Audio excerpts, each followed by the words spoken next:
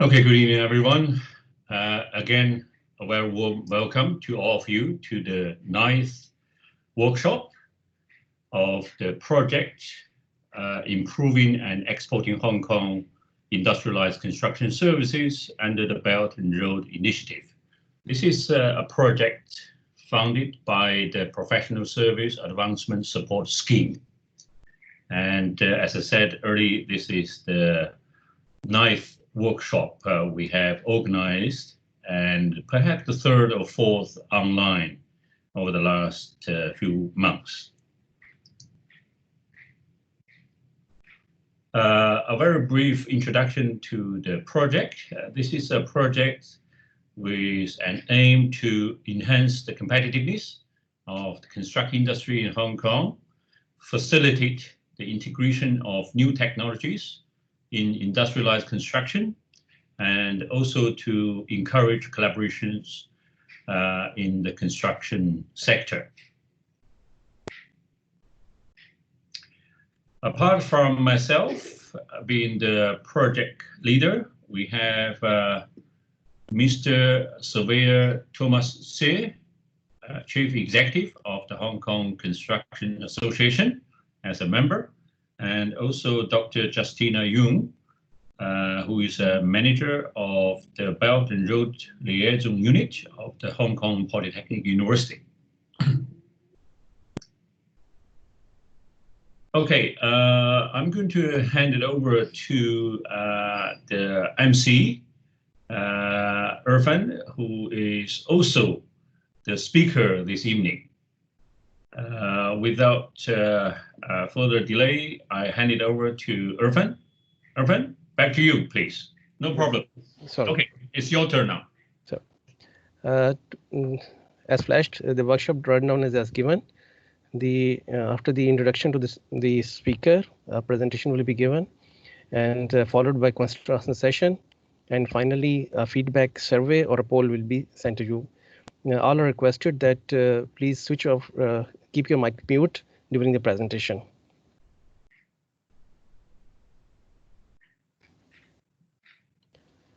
For the speaker, I myself is the speaker today. My name is Irfan Zafar, and I'm currently a doctoral researcher at the Hong Kong Polytechnic University. I hold the MS in Construction Engineering and Management from the National University of Science and Technology, Pakistan. I also have worked as an assistant professor in the Department of Construction Engineering and Management. I have experience in the industry for over 15 years. At the moment, I am engaged in my research work of the effective engagement of stakeholders in optimal highway alignment decision making, and my case study project is the China-Pakistan Economic Corridor.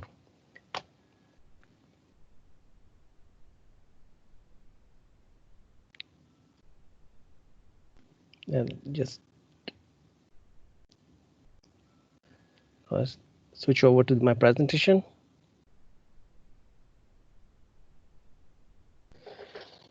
Today's presentation, the title is CPEC, a flagship of Belt and Road Initiative, challenges and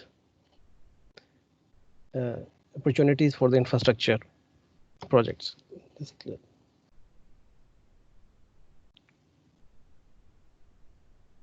So let me switch on my camera.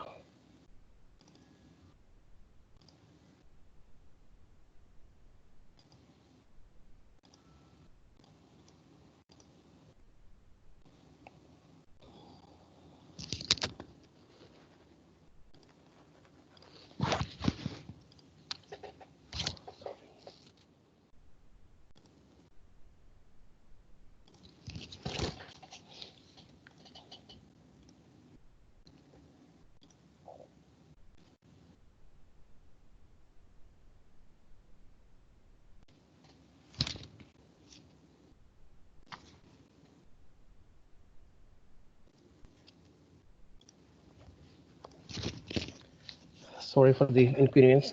The sequence is as flashed with the overview of the Belt and Road Initiative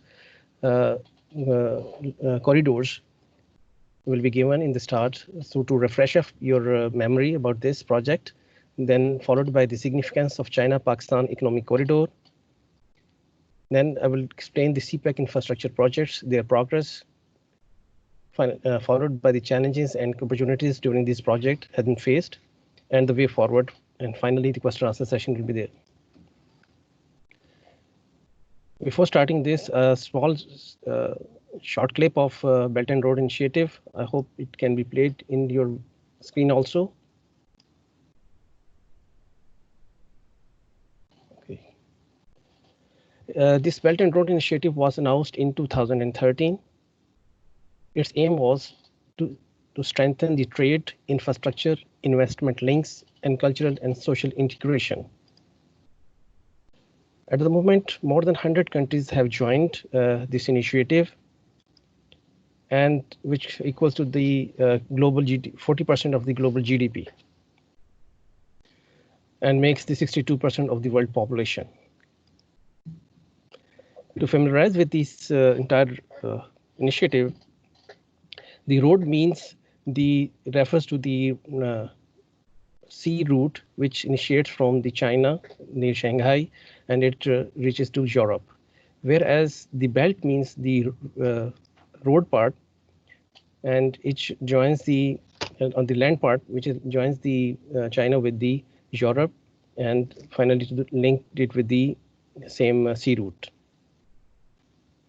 This is the layout of the complete Belt and Road Initiative corridors and the different projects which have been seen.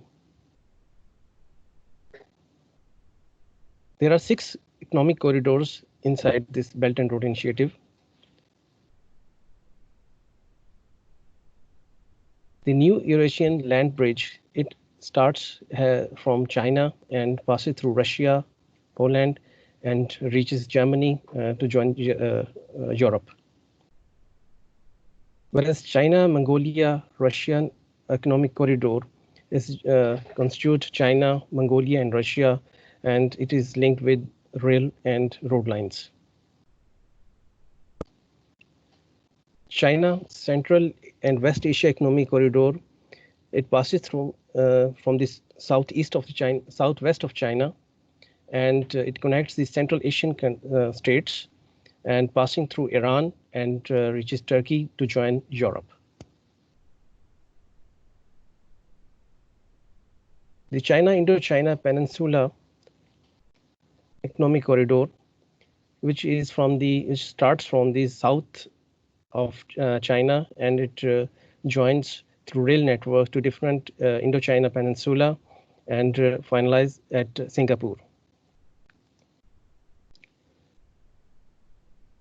Bangladesh, China, India, Myanmar Economic Corridor. This is the 5th corridor, which connects China with Myanmar, Bangladesh, and Iran and India. Sorry, through road and rail lines.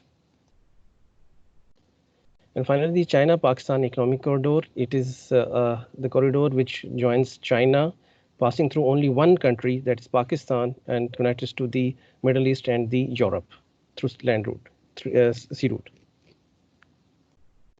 However, the water network is also known as 21st Century Maritime Silk Route, and it passes through start from China, connecting Hong Kong, Thailand, Sri Lanka through Strait of Malacca, and finally reaches to Middle East and Europe.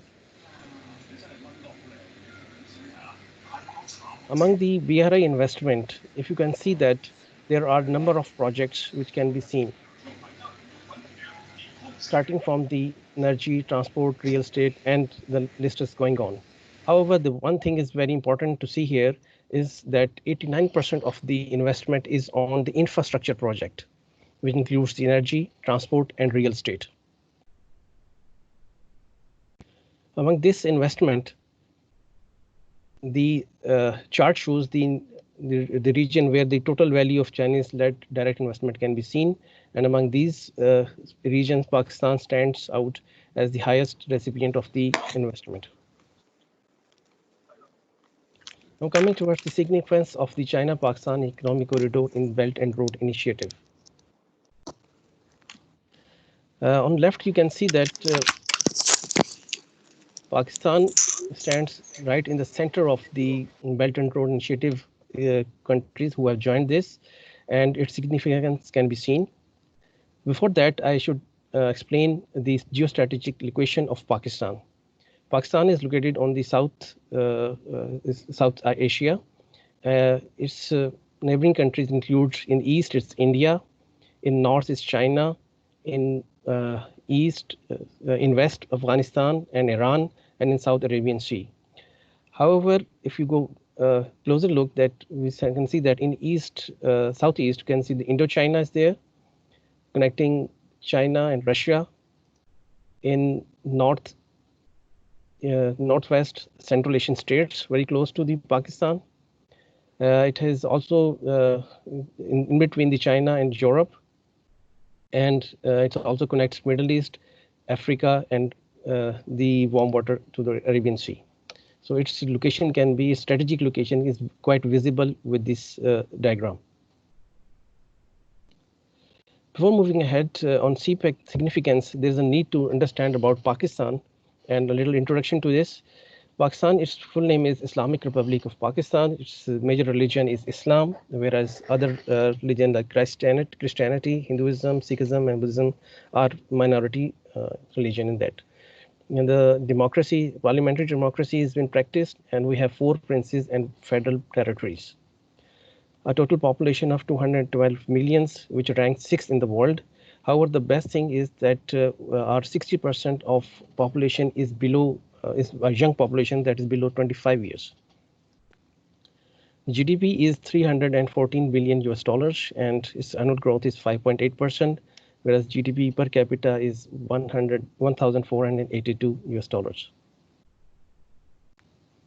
It has also known as land of diversity because in north it has the highest mountains, like K2 is part of Pakistan, and in this in the middle and the southeast we have desert like Cholistan, and Arabian Sea, and the plains as shown can be seen in this film.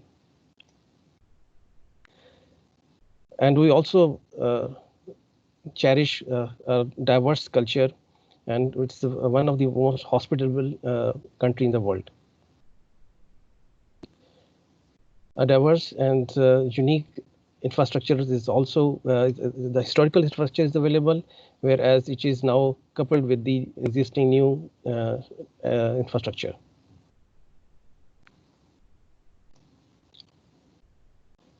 CPEC strategic and economics context.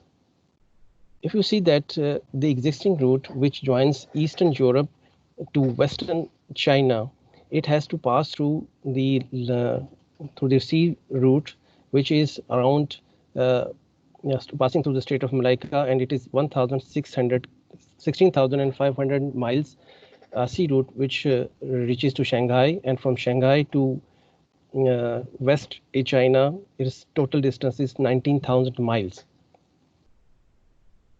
And it takes around 40 days to complete any transportation of goods for this entire process. Whereas if CPEC route has been constructed, this Eastern Europe connection to the Western China and then to Eastern China will reduce to half. And that is the distance between two will reduce to 9,000 kilometers. A summary can be seen in this slide. You can see that from Europe to Western China, the reduction in distance is around 50%, whereas the reduction in time will be 40%. So time will actually, the reduction in time will give the leverage for the cost of transportation, which is lowered by 50 to 65%.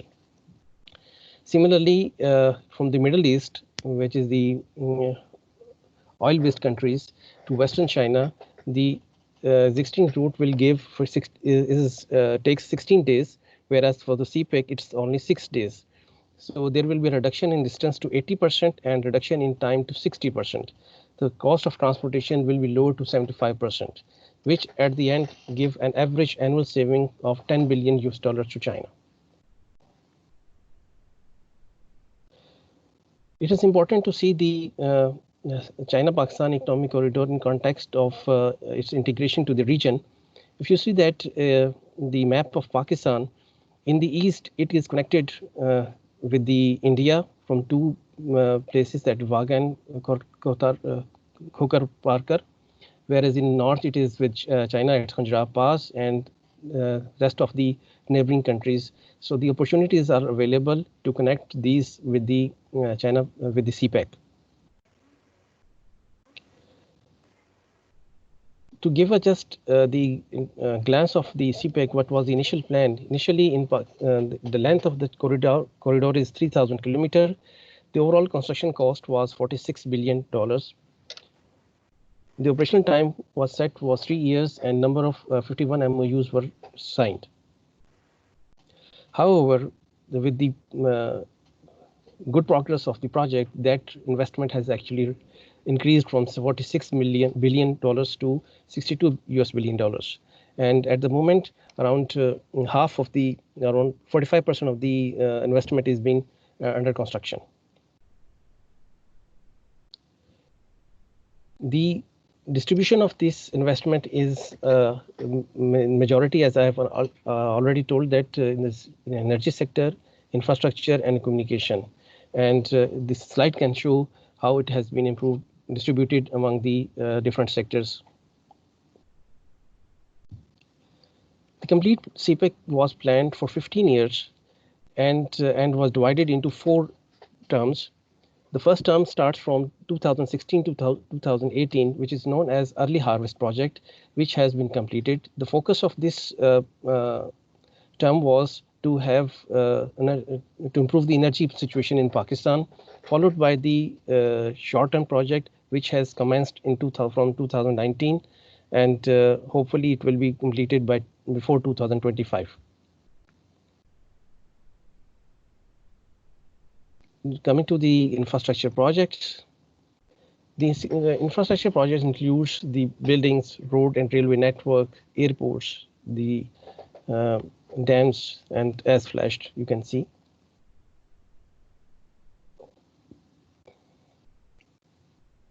Among energy projects, before going to the energy projects, which has been the progress of the energy projects, I want to show you the pre-CPEC condition in Pakistan. Pakistan, at the before 2016, the power capacity of Pakistan was 17,000 megawatt, whereas the peak demand was 22,000 megawatt. There was a big shortfall of 5 kilo megawatts, and besides the line losses, repair and maintenance, etc. So at the people were actually experiencing a load shedding or the power shortage from 8 to 18 hours during a day, which is a big loss. And because of that, most of the industries maybe were actually rather shut down, or they were shifted to other countries nearby. However, after the post-CPEC completion of the CPEC, there will be much good condition. A total of 22 energy projects has been planned, which will add 13,000 megawatt to the national grid. Among those, which is a total with the planned investment is $25 billion. Among those 22 energy projects, 6 projects have been completed, and they have added 3,000 into the international grid, and these are the part of early harvest phase. And because of this, now at the moment, the load shedding is almost none to maybe maximum up to 2 to 3 hours. The 13 projects which are still under project, and they will add around 9,000 megawatt of the electricity to the grid. Among these energy projects, coal and hydro dominates this entire energy mix.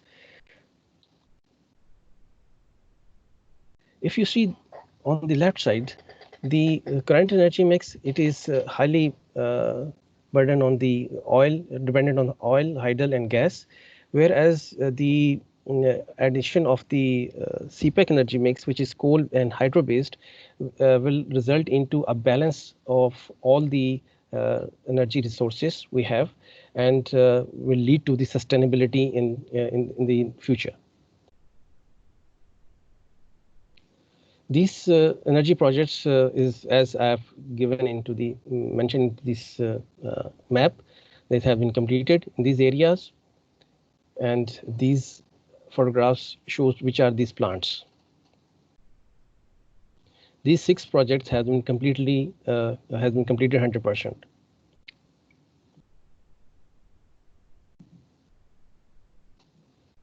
road network. The highway network of CPEC, it joins Kashgar, which is part of China in the north, to the Gwadar, which is in south near Arabian Sea, with a 3,000 kilometer long highways. These highways constitute three routes, and these are the parallel routes which move throughout the country, known as eastern, central, and western routes. In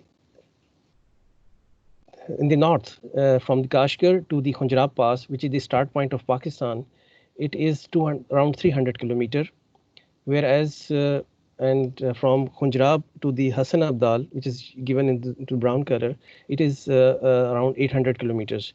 This part of the CPEC is just a single road. It will not. It is actually, this is the point where the three routes from the south, they come and join together, and then from here it leads to the Kashgar through Karakoram highways, through Karakoram ranges, and reach to the Kashgar.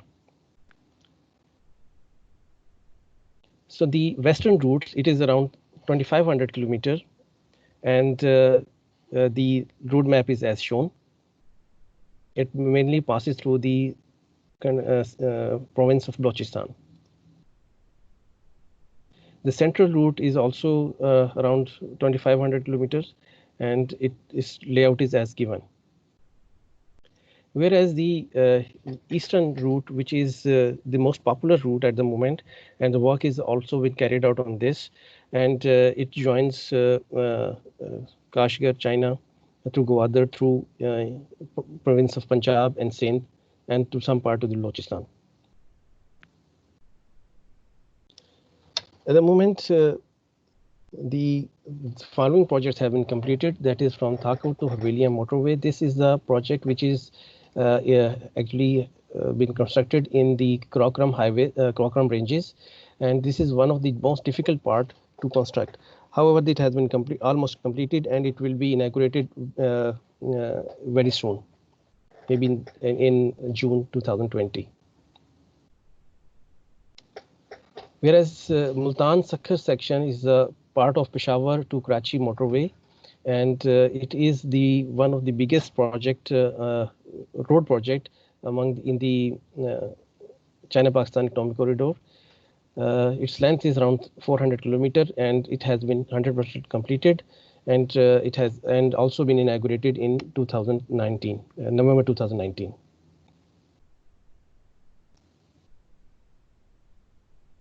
Rail network. The Peshawar to Lahore Karachi railway network is been planned. Actually, the existing railway line will be rehabilitated, and it will be upgraded. The total length is around 2,000 kilometers, and it is under planning stage at the moment, and it is expected that it will start in 2021 to 2022. The scope includes the doubling of entire track, and increasing the speed from 65 kilometers to 160 kilometers per hour. The freight trains to operate at 120 kilometers, and so other things are also there in this scope.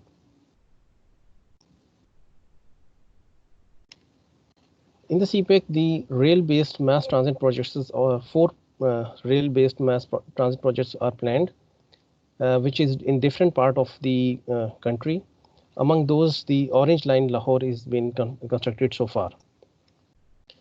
Besides this, to cater for the heavy luggage, or the freight coming from China and back to China, so Haveli Dry Port, which is close to the Karakoram ranges, is been expanded, and its capacity will be increased, and its project will be commenced in near future.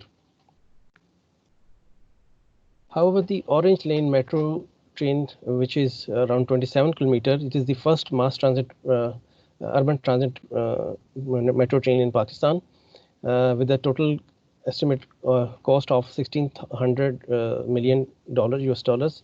It has almost completed, and it is expected that it will will operative in June 2020. And when it will work on with full operational capacity, 250,000 passengers could use this facility. However, by 2025, this capacity will be doubled.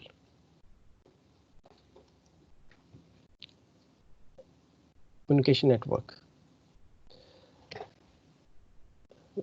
To improve the communication, in the CPEC, the fiber optic project is planned between to be laid between Khunjrab to Rawalpindi. This project actually has been completed. The length of this line was 820 kilometers, and it has been completed. And its extension from Rawalpindi to Gwadar is planned in subsequent phases.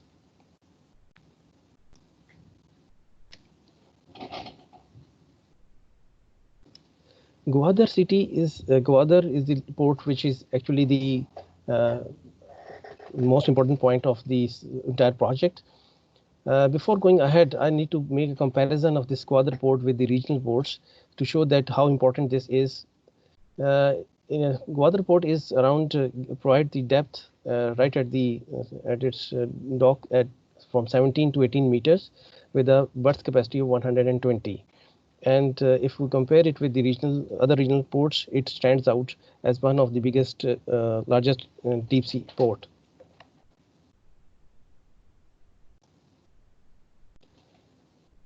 And the work started on this port since 2015, and it has been partially operated by now. And as you can see in this slide.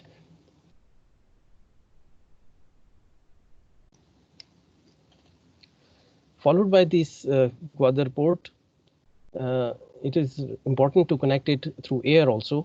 So new Gwadar International Airport is also planned, and it is one of the biggest airport in Pakistan.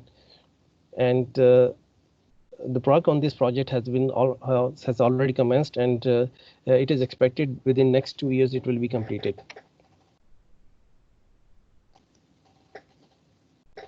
Besides this Gwadar Port City and other projects, there's a need to connect the Gwadar with the other its free zone. So these are some projects which are under progress. Correct. Construction of breakwaters and other infrastructure projects in the Gwadar city. Special economic zones. The special economic zones are made for the objective of these zones is to attract the foreign direct investment, to improve the employment opportunities, to have economic reforms, and to provide laboratories to test these economic policies.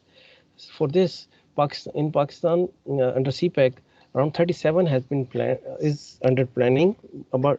However, the progress has been started on the 9 special economic zones, which is as flashed in this slide.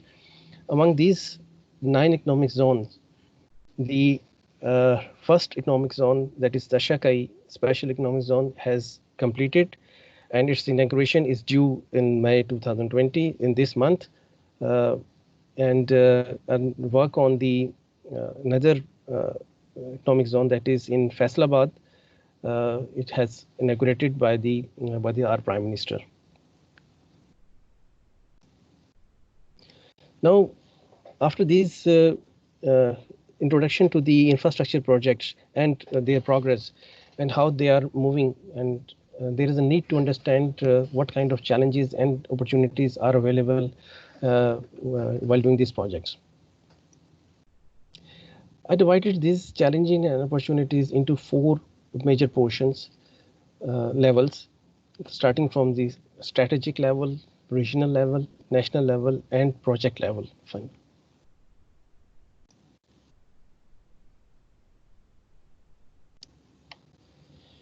If you see at the strategy level, the US has concern about this project since they feel that it will a debt trap or the toll on the economy of Pakistan, and they also feel threatened with the presence of propose possibility of presence of China's military into this region. So they usually actually oppose this complete corridor. Same can be seen in this news flash. And with this, you can see that we feel that Pakistan is in a boxing ring among these two global heavyweights. So there's need to see a way how it can be work around. So for this, the discussion and the communication between Pakistan and China was carried out. And after detailed discussion, Pakistan invites the US to invest in CPEC and get benefit with this project. Similarly, at the same time, China also announced that they have no objection in any foreign investment in the special economic zone under the CPEC. So they, at the moment, they want that there should be an integration between Pakistan, China, and America and the US on the CPEC. Then the Indian opposition to the CPEC is a well-known fact. America actually their interest collides with this corridor. However, besides this opposition by the India, there is a realization inside the India Parliament also, and that there is a requirement that they should become part of this. So they are now feeling confused between whether to participate or not to participate in this corridor. However, I would like to highlight some facts for the and some opportunities for India that can be seen. That with the CPEC, if it joins it, so it opens the doors to the regional connectivity through India. It provide a linkage between the CPEC and the Bangladesh, China, Myanmar, India corridor. It also provides to India the shortest route to Afghan and Central Asian markets. And through this, the Nepal, Sri Lanka, and Myanmar can also access. So there will be a development process and trade process can be carried out. And it will also provide an opportunity to India to improve its infrastructure, manufacturing, and trade activities.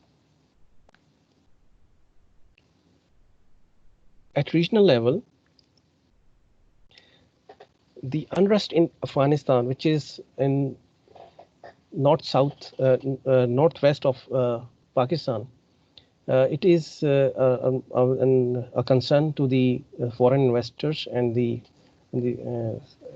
to the China also, that since 2017 in 2018 this situation has worsened in India in Afghanistan. As per global terrorism index, they have improved, they have gone up, and it is now #1. So this is a problem which is faced. However, with the resolution and the deal between US and Taliban after 18 years of the war, so that is a good news. And following this, the US has begun its withdrawal from the Afghanistan, which gave an opportunity to the Afghanistan to join the CPEC. And the same has been invitation has been extended by China to Afghanistan. If you see in this map, you can see that how this CPEC corridor can join and connect with Afghanistan and further to the Central Asian country. As Afghanistan is a landlocked country, so it will give a very short and clear access to the warm water.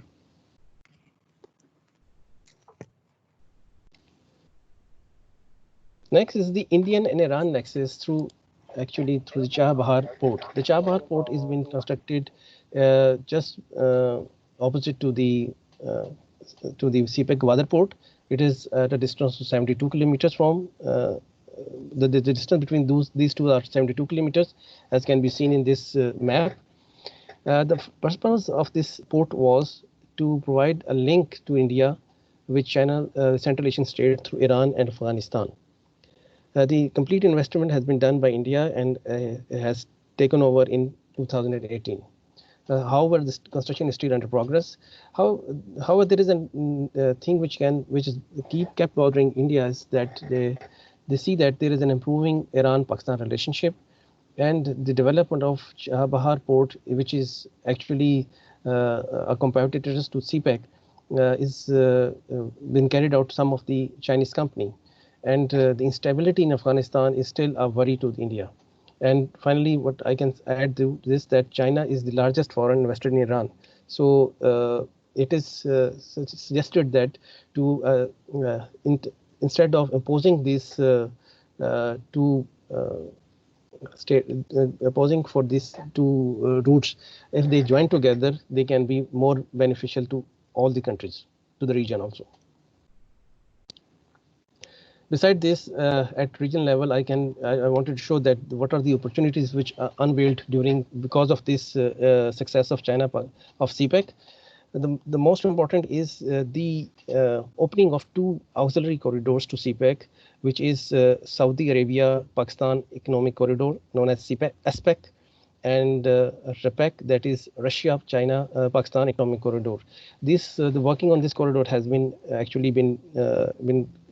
the planning phase, but both countries had accepted. And in near future, Saudi Arabia is planning to invest around $15 billion US dollars in Gwadar port, and the same is by the Russia also. And similarly, there is a interest by the Qatar, and looking at the progress of the project, various private Chinese firms are planning to invest in Pakistan. The Central Asian states has also realized that this is one of the most opportunistic provision to them, that they can, if they want to access to the warm water, so Gwadar provides the shortest distance to them. And this gives if you can see that beside this, the Kyrgyzstan has planned to fly to Pakistan, and different countries are seeking opportunities through this project. One of the byproduct of this project can be seen that besides the physical presence of the road of the project, this is also providing an opportunity to have a digital CPEC by building the CPEC Silk Road. So, in this, that the Huawei to put the news is that Huawei has put his South Asian region headquarter in Pakistan, and if you see that in this map, that how the China is planning to connect with the world through this corridor by laying the virtual lining on this through fiber optics. So Gwadar port becomes the physical connectivity, whereas the digital CPEC will provide the technological connectivity to the region to China. At national level, we are facing political instability. It is, however, with in the 2018, after the election, the new government took over. And if you can see this chart on your right, that the political stability index has improved. At the moment in 2000, it is minus 2.27, and for the world is at the moment is minus 0.05. So if you see that in comparison with the previous years, the index has gone up. So it means that the political stability is coming in Pakistan. We also face the menace of terrorism since 2000, since 9/11, and Pakistan was the biggest sufferer to this to this menace. Since 2012 was the time when Pakistan was ranked number 1 in the world with the highly affected country. Which has, over the period of time, with the policies and development works in these areas, the situation has improved, and now it is stable, and it has improved its ranking from 1 to 5. 5, it means if the high ranking number is high, it means the country is improving. If you can see the comparison between these two years, so there is a big difference you can see in terms of the incidents and the injuries, and definitely the killings, which means there is the situation getting better. However, CPEC is the target for so many agencies. So a recent attack on Gwadar Hotel was there, which was taken very serious by the Pakistan, and concern shown by the China. So, however, the Pakistan is determined to ensure the security of the CPEC and the people working on it. And for this, Pakistan Army has planned special security division to protect CPEC projects. For this, around 15,000 men has been hired, and they will be used to protect all the projects and the workers in that projects. There is a issue of Balochistan hue and cry when we see about the Balochistan crisis. Before going what it is, I wanted to show that through this map, this Balochistan is the place on the southwest of Pakistan, portion of Pakistan, which is connecting Iran and Afghanistan. It is a very important place because the center of all this project, CPEC, it is the Gwadar port, is actually present in this province. However, there are people who have been propagating this, that there is need to have a free Balochistan. Actually, it is a very small portion of these people who are doing this propaganda. The main reason behind this can be seen through this map, that Balochistan is one of the place which has the highest mineral reserves, and they are still now most of them are unexplored, which has in those minerals, their copper, coal, oil, and gas are the highest. So that is actually the main attraction to make this place unstabilized and not allowing to get these wealth of Pakistan. However, to overcome this, the government is actually looking on this, and this can be the government has a clear focus on the development projects in Balochistan. Previously, this province was actually it's the fact that it was neglected. However, the many projects have been started in this area, so that there is an improvement in the living standards of the people and their understanding. And we are hopeful that it will improve this crisis situation in Balochistan also. One of the biggest problem faced by Pakistan is that the corruption and the lack of transparency. If we see this report from the Transparency International of 2019, we stand at 120 among 180 countries. The highest they rank, the highest corruption you have in your country. So unfortunately, that is the situation. But this government fully realized this situation and realized that this will actually harm the goals of CPEC. And there's a great pressure from the China and other countries who are actually participating in this corridor that it should be overcome.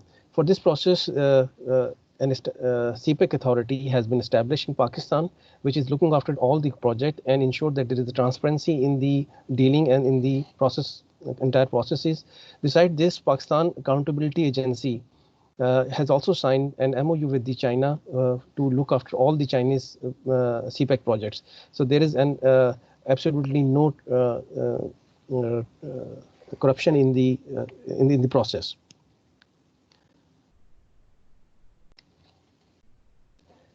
The recent COVID-19 coronavirus has actually shaken the entire world. Among this, the South Asia is one of the country which will one of the place where the poverty level, people will go beyond the poverty level, around 128 millions, which is a huge amount. And Pakistan, as is in South Asia, so it will also be affected by this menace. However, Pakistan, with the help of China, has taken concrete steps to overcome this issue as early as possible, and followed by a smart lockdown. This is during this entire process, there was an endeavor that the pace of the China's this CPEC project should not stop, and all the infrastructure projects keep going. So after around 1 month of break, the Chinese worker came back to Pakistan, and now they are working. And however, moreover, the Gwadar port remains operational during the complete process.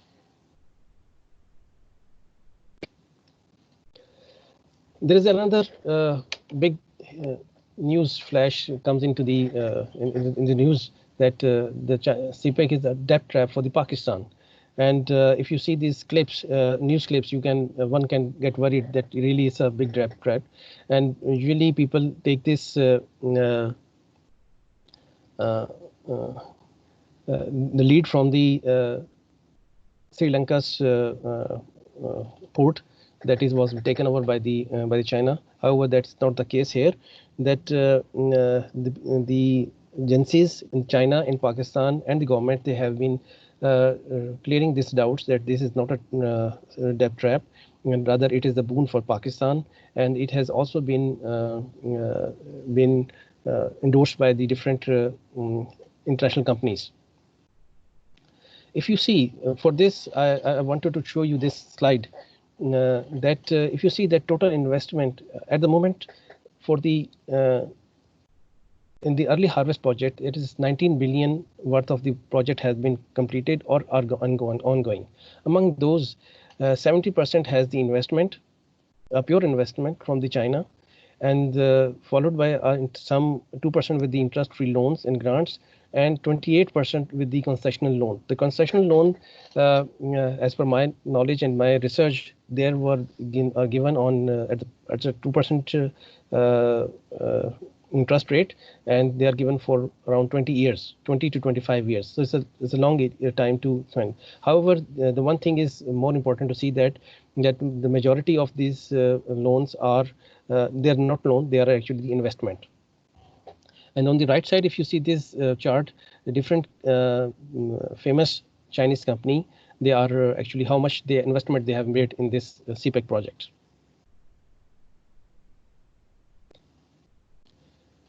So finally, moving towards the project level, there is an important need to have a constant cash flow during this project. However, there's as this news can be seen that the China temporarily stops funding of some projects. There was during these years there was some misconceptions and which were clarified among the governments, and now the cash flow is even and it's moving fine. However, this is one of the issues which remain important for the project managers who are actually looking after these projects. The geographical issues remain is one of the issue. You can see that this photograph, the projects through this Karakoram ranges was one of the unique in its working. You can see that how this machinery is being moved and working in this tough area. There was it was an experience. It was also experienced that there is a difference in the different construction standards has caused delay and actually the problem during the construction work and during the planning and the construction, which was actually now been amicably resolved, and they are now they're following one of the code among them during the construction. The CPEC it is perceived that during this last 3 years we have seen an unprecedented smog in the country, which was never seen before, and because of that all the schools and even the offices, government offices have had to be closed for a few days. The major reason could be the deforestation, which has been done because of these major projects to clear that area. And the news is also that coal-based power plant may have damaged the environment. The government and the both of the governments are actually understand this issue, and they are working on this. And however, still this is been blamed. China has been blamed that this Belt and Road is environmental enemy. However, in Pakistan, that to overcome this issue, Green Pakistan program was started, And for the last 3 years, we have seen that there is a 6% rise in the forest cover, which actually improved the environmental situation in Pakistan, and it has been recognized worldwide. Moreover, that the CPEC power plant, which has been constructed, it is provides clean and green electricity. This machinery is and the technology has been used that there is no harm fuel which is coming out of this. That will actually resolve the environmental issues. Then at project level, there is always the problem of skilled labor shortage, which has been faced by different developed countries also. For Pakistan, in Pakistan, that is lack of the education is one of the problem. For this reason, it is suggested that the on-job training is one of the best solution. That the people coming from China who are actually working on those machineries or plants, which Pakistan don't have that technology. If their counterpart work on that, so that on-job training will help. Besides this, that the local and overseas courses and training can actually help to overcome this issue. This stakeholder collaboration is one of the most important part in the success of a project, which sometimes lacks. However, for this scope of the projects, it is very important. And during this COVID-19 time frame, it is suggested that online collaboration can be made through the online platforms. However, one of the if the technology is improved by using like BIM, building information modeling, which covers all the life cycles, and it enables all the stakeholders to even place sitting at the place, and then they can just coordinate together for the success of the project. So that can be very useful in these projects. Security threats, as I already discussed, that terrorism was one of the issue in Pakistan. And in this photograph, you see that it was the Chinese workers were attacked in past. For this reason, Pakistan fully recognized this issue, and it is important that, and what they are doing is providing the security to all the CPEC worker. And for that reason, our division size force has already been raised, which I have already told in this previously. Working in a new country is always provide a communication barrier. However, if we use some short words, and if we understand and respect the area's culture, and this barrier can be overcome. If you can see, similarly, in Pakistan, there is a variety of culture from the north to the south. They have different culture and traditions. So if one is familiar with one part of the country, and if he cannot be employed at the other, so there is a need that a mutual respect of the culture and traditions should be practiced during the project execution. This photograph can show that how these different workers, which are from different nations and different places, are working together in harmony. During the project, there is an expectations of locals are very high, especially with the CPEC, and at the same time, we are experiencing different retaliation to this project, as can be seen in this one of the new slide, and from different part of the country.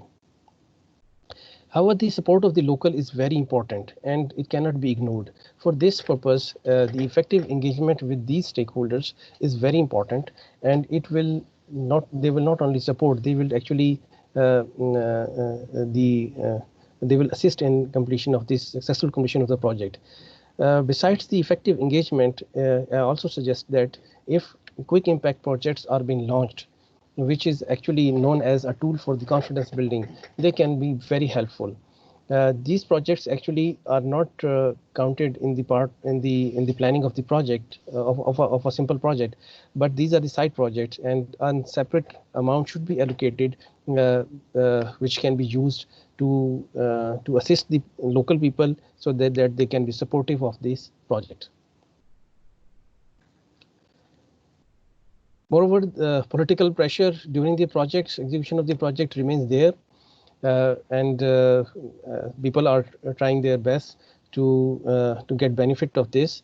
However, the establishment of the CPEC authority and the different guidelines, this is going very down. At project level, this also one of the important aspect which is experienced is the difference in the technology. The technology difference actually affect the integration of the different machinery and working of the project. So, however, with the passage of time, with the completion of the early harvest project during the CPEC, actually it has both of the parties have recognized their issues, and they have worked how to couple these this technology difference and solve and made this project successful. Now, some words about last part about these how to move forward. What I see that risks and challenges in the construction are certain, and they are quite high for the long-term projects like CPEC. However, there is a need to look for the potential benefits. And in Pakistan, enormous opportunities are present in Pakistan in terms of cheap and young labor, investment and development. Recently, Pakistan has announced an extraordinary package to attract local and foreign investors in construction project, and it has raised the level of construction sector to construction industry. So it means that CPEC offers a win-win situation for all the stakeholders, and that is the what I think that the message for the today. Before moving for the question answer session, I would like to show you what world leaders say about BRI. This is actually based on the repetition of the progress of the different project which has been carried out under Belt and Road Initiative, and among those, the flagship project CPEC is the role model for these country heads. So if you see those statements, you can realize that how attractive these Belt and Road projects is for the different part of the countries of the world is.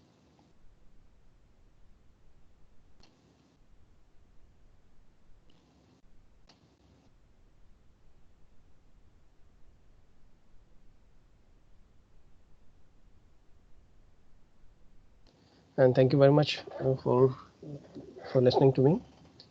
And now you are most welcome to ask any question.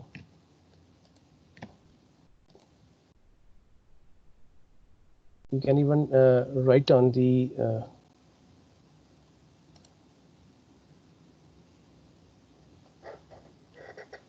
if you would like to, you can write, or if you want to ask, please unmute your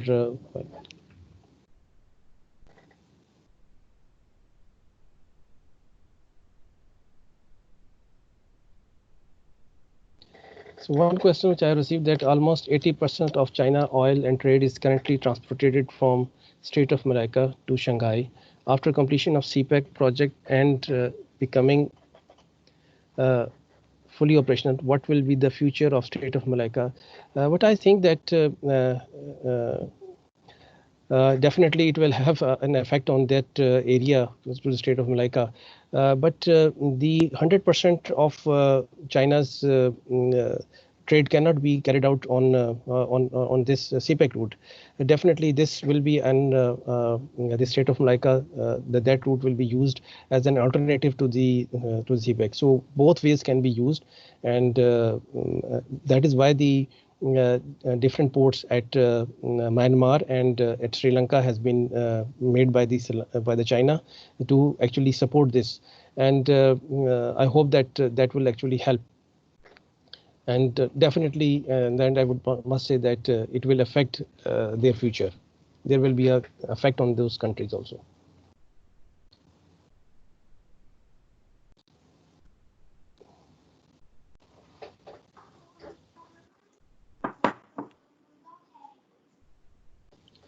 So there is another question that it will generate a tremendous amount of money through transit taxes, but how? as the route will be toll-free for China. And if we give the least estimate, then 90% of the goods passing through the route will be Chinese. Actually, that is a hard truth which is happening. But at the same time, I would must say that this is not only the way we are getting benefit. The Pakistan will be getting the benefit of this CPEC. Just by the establishment of by collecting the toll, definitely it will add a huge amount to the country economy. But overall, if you see in the larger picture, you can see that that the development projects which have been carried out because of this, and the amount of employment and infrastructure which is developed, which will actually help a lot in the longer run to the country. And hopefully in the future, these all issues which have been negotiated initially in the MOUs in the start will improve, and it can be more beneficial to the Pakistan.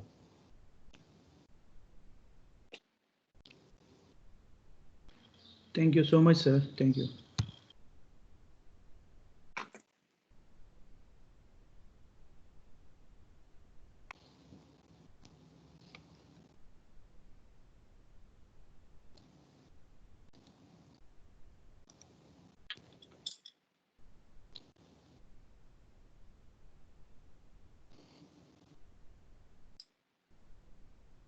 Okay, still waiting if you have any question.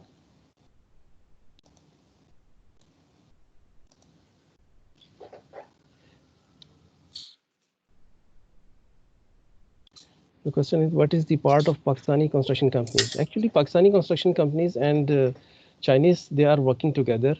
If you see that maybe the major company can be the project has been taken by the Chinese company, but it has been lent to the subcontracted to the local contractors, because working in Pakistan, in any other country, without the help of the local construction parties, it is not possible. And the same is the case with Pakistan also. However, there are many other projects which are completely been done by Pakistani companies. However, the consultancy has been given by Chinese, so that the project runs as per their wish and the requirement.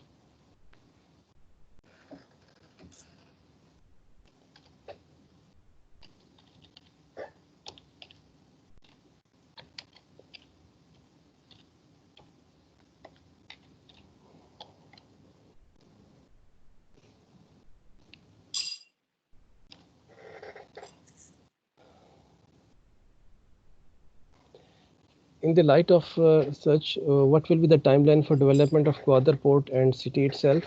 What I see and what I've seen during this search for this presentation, I could feel that the work is doing in quite a good pace. And one of the most important issue was the shortfall of the electricity, of the energy. So that actually has Pakistan has recovered a lot during this early harvest project. And I feel that the amount of work and the speed in which it is working, like I'll give you one example, that the new airport, Gwadar airport, which was started in 2019, in mid 2019, 40% of it has been completed, which is one of the biggest airport in Pakistan. Just compare it with the Islamabad airport, which was constructed for a very long time. It took very long time. So I think that by 2025, I have this feeling that it will be quite in workable condition.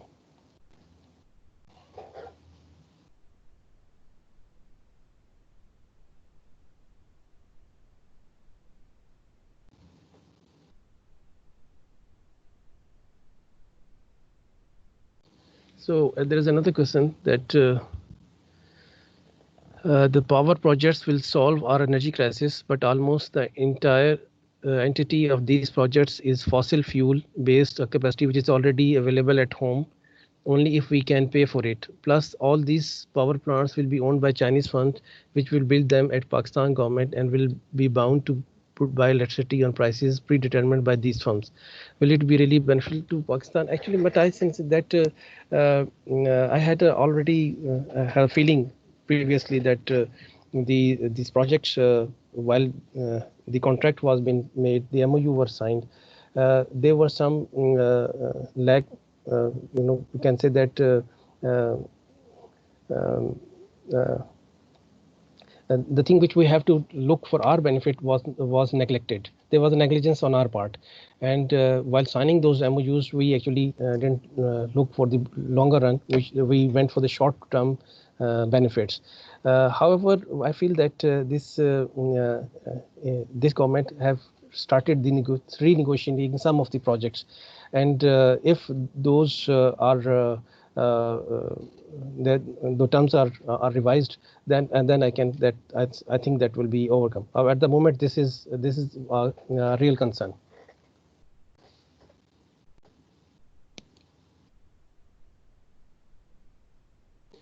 Being part of this project, the time of construction is too less, and due to COVID-19, work is almost stopped in Pakistan. What do you think? How would it affect the quality of construction, and what will be the measure to improve it? Definitely, as what I knew that the most of the Chinese workers they came back.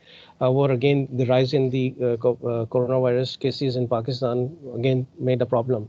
The pressure is still there. The quality of work may affect, but you know that for this kind of projects, which are high in which are national level projects, the consultancy firms, and they are quite cognition. They understand that the quality cannot be compromised. So I feel like that with the passage of time, the project may get delayed because of this, as it is a delay to overall in the entire world. So it is acceptable, and it comes under force majeure, and this will allow the timing extra time for these projects, and without compromising on the quality. This is what I feel like, and this the project management has to do. So there is a concern from the young Pakistani engineers that there is not a single advertisement in the for these engineers. I'm sorry for that. Actually, I cannot comment on this. I hope so that the Pakistan government will understand and will provide the opportunities as it been claimed in the different forums, that the opportunities for the skilled and unskilled people of Pakistan will be available, and that too in abundance. So this is quite a concern, and I hope so it will be resolved soon.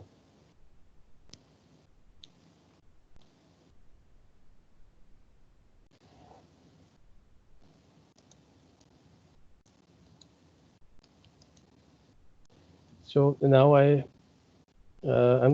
sending this link to all of you. If you could please fill up the feedback survey of this workshop, it will be very helpful to us. And I'm at the end also thankful to all the participants for your patience hearing. And I hope you may get some information from this workshop. And I'm also like to add in this that in this series of these workshops, the forthcoming workshop will be in after a few days, and I hope and wish that